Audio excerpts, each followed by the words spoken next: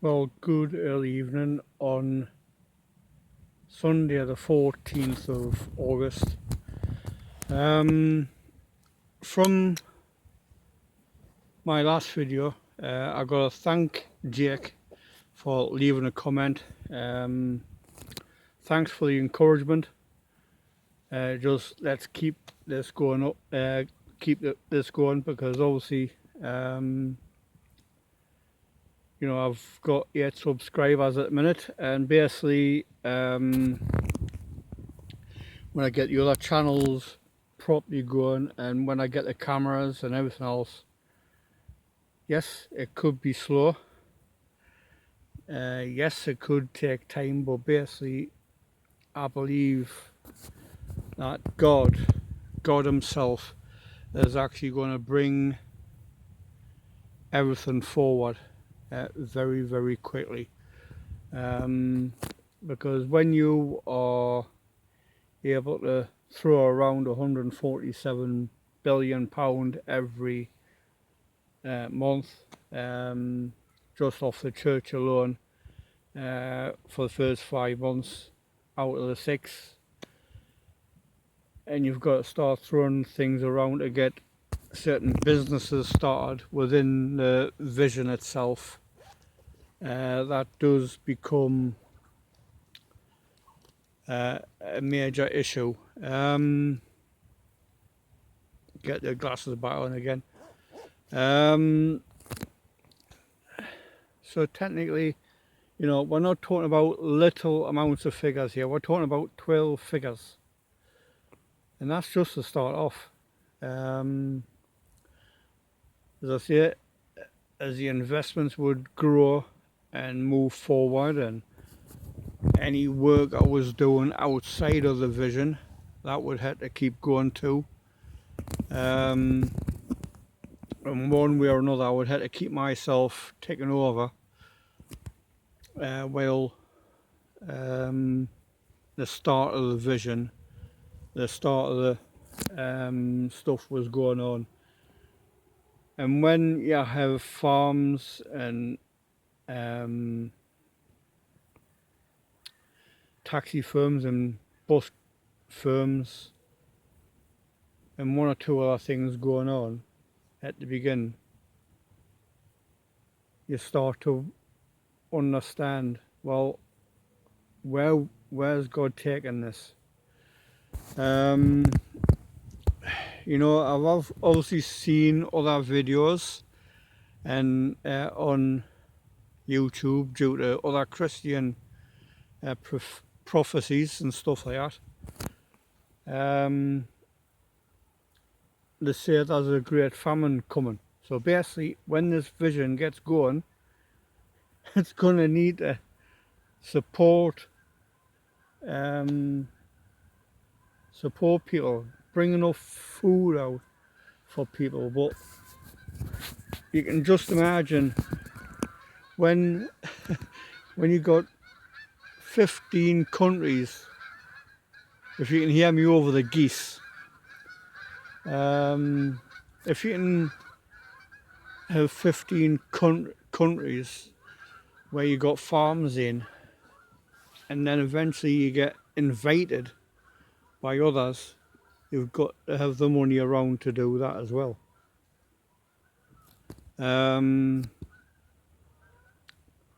So there's an awful lot of work involved even at the beginning, even though everything would be classed as going slow at the beginning.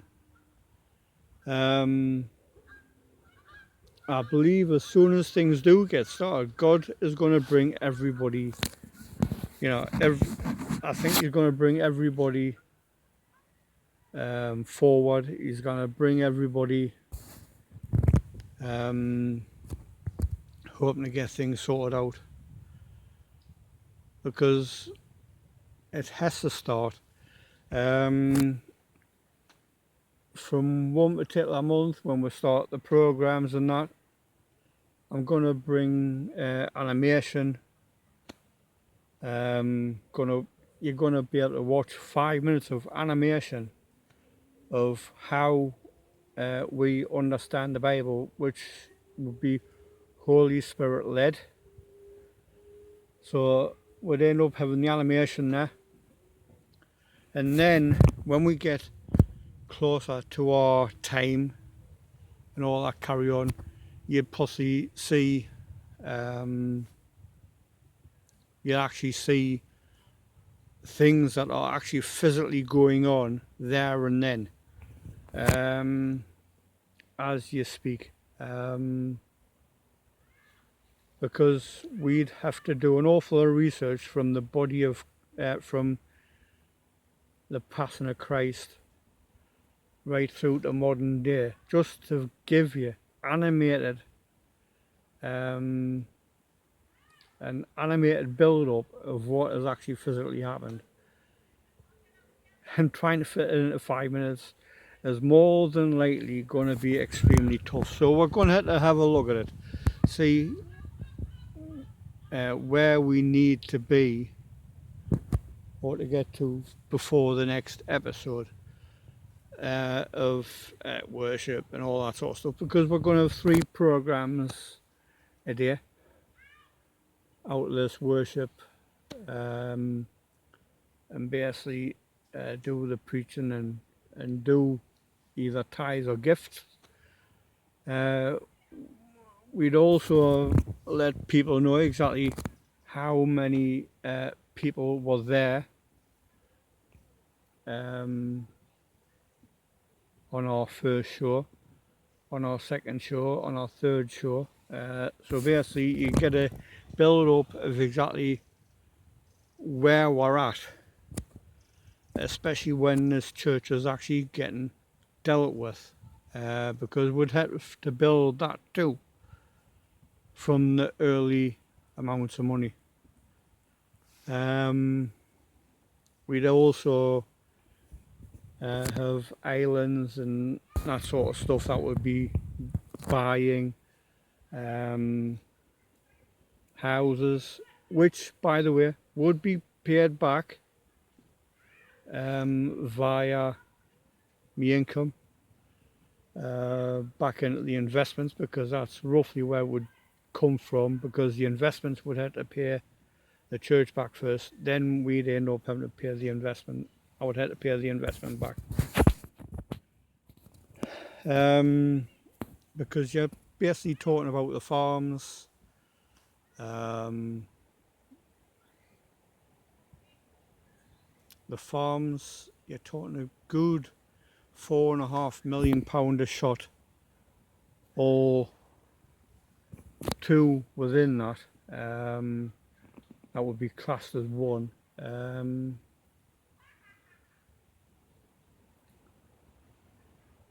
But it also comes down to how things grow, how things move forward. Because we'd have a set amount of money for just farms in this country alone. In America, obviously, we'd end up having it set for how much British pounds we could spend, and we'd then end up having to translate that into represent that into US dollars, Australian dollars, and other currencies within the African continent. And basically those countries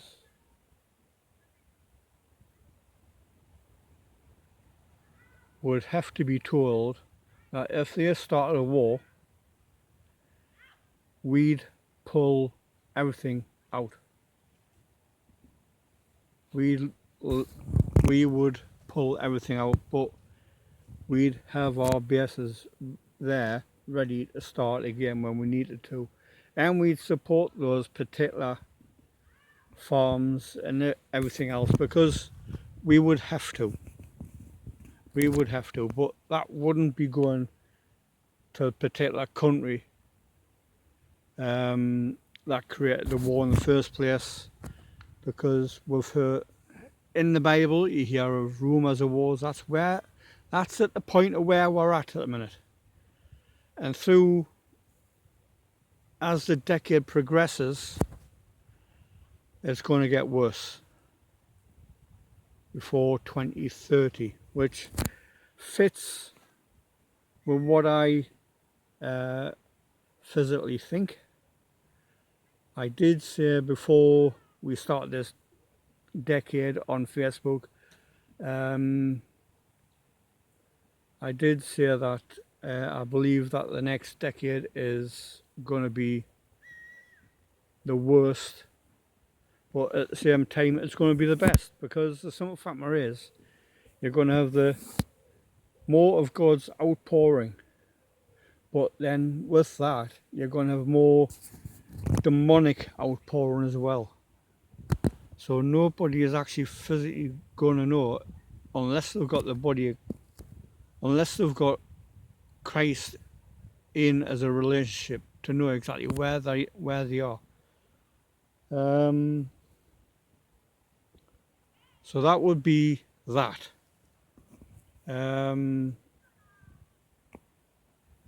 We'd also have to understand that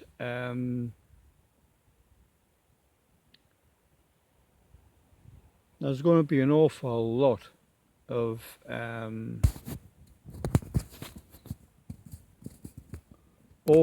stuff that will be going on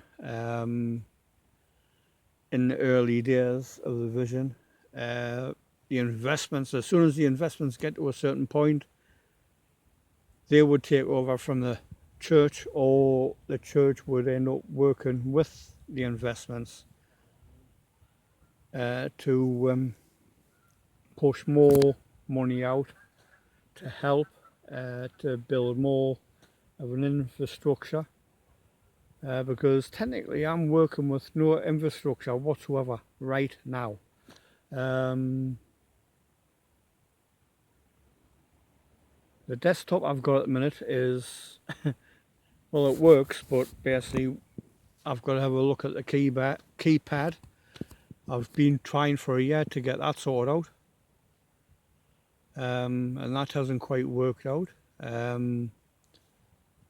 We've got one or two other things that we need to deal with within the vision, and yeah, first month or two would be extremely slow, but as the month went on, and as soon as the investments started moving vastly forward and picking up pace, and with the church money would get, we'd also end up having to work things out all categorically together, and then everything would have to be paid back so we could actually move things forward again, via all the stuff that would be going on. I'll just pause the video there for a minute. I'll be back. Sorry, but I had someone about to come into my pathway from both sides, and I just let them get past, so I didn't get them on camera. So yeah, when I've got billions floating around, that's going to be great. But I'd obviously have to pay back a loan. I'd have to pay back a loan from the church and basically put the money back, and then we'd build even harder, where eventually we wouldn't get the money back, because it would have to be put into projects like of what we now class as charities, and we are going to pull that name charity away from things that are called charities right now, because I don't think charities are doing enough. How do I bring that around? Well, it's not just what I feel good. You know, I don't just feel it from the gut.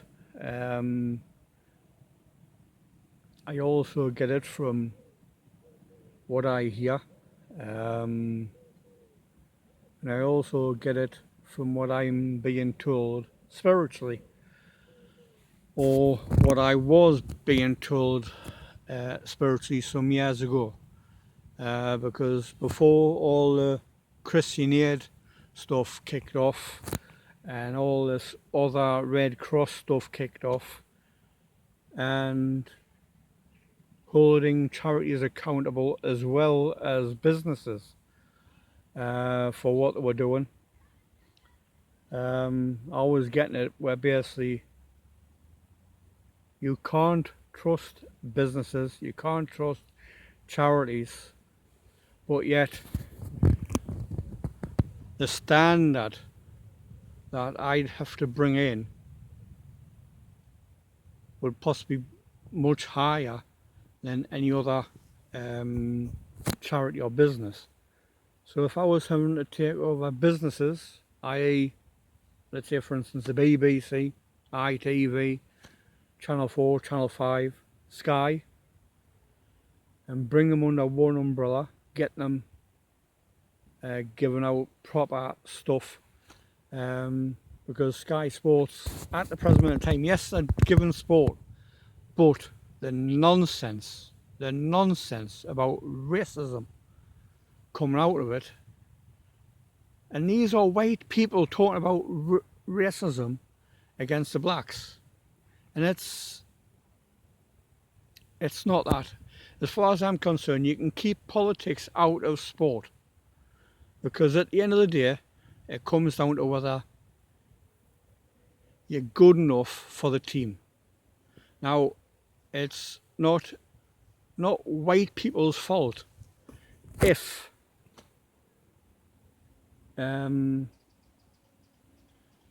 people from a black culture who's in training academies and all that sort of stuff, and they just don't meet the standard to meet the team. If you got the skill to play football, great. I don't have a problem either way of a black player or a white player playing, as long as they've got the skill set. But basically, as far as I'm concerned, when it comes down to people saying, oh well, there's not enough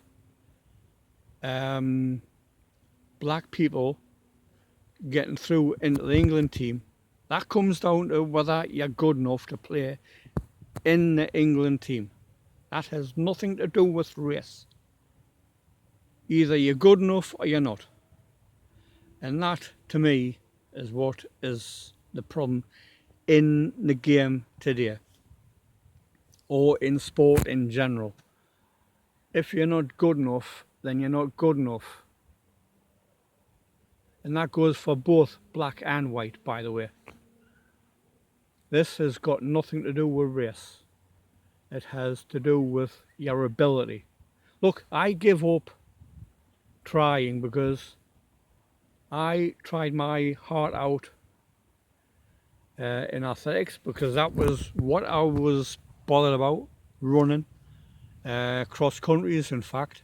I say every year, no matter what some people didn't want to do games anyway, because the simple fact is they couldn't afford it. My family struggled to get a sports outfit, struggled to get a school outfit, and yet others reckon they could get it. They could pay for a school outfit, but they couldn't pay for a sport outfit. to me, I was hindered more than anybody because my parents were both unemployed. Even when I was old enough, and I do mean old enough,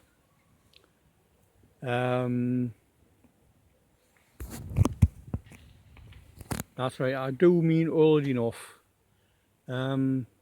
Teachers wasn't saying, oh good. You know, I used to be in the top 10 in cross country, and even when I came back from injury, because I was injured at the beginning of 3 school years, I had an accident because someone landed on my one of my thighs when I was doing judo, and that basically was where it started. That's where it basically started, because that was where I had one injury. I had a hairline fracture in my thumb. You can't play games with that. And even when kids were trying to knock my hand to try and re-damage my thumb, I had to protect it.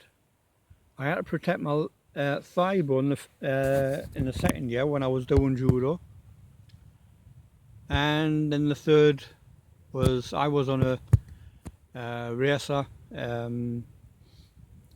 on a push bike, and basically at that particular time we didn't have the money to get the back brake sorted out, so I was left with just the front brake. And you know for a fact, when you press the front brake and pull it hard,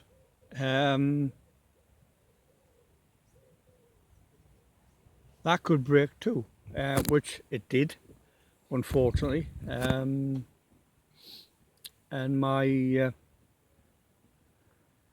the same leg again went up against the bicycle tire, and I had a second bruised muscle in the same leg for the second year in a row,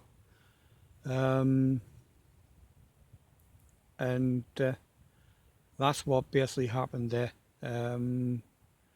And basically when I eventually got back, it was around about the November time, so it was extremely cold. So basically when I started to run, you'd think I was still injured.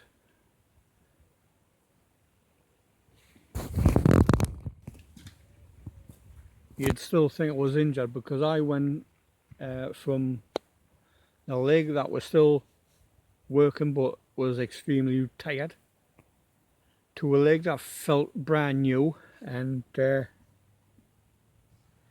you didn't want to feel as if you were putting too much pressure on that leg. So basically I hobbled. That's right, I hobbled for those years. But the first year, when I had a fractured thumb, I couldn't do anything. Even after I got back into the athletics, because it needed rest, like most people's bones do. And I'm going to leave it there. After 24.5 minutes, I'm going to leave it there. So see you in the next video. Hopefully it won't be too long. It's already just been a fortnight, so hopefully the next video will not be too long before the next one's up. So bye bye for now.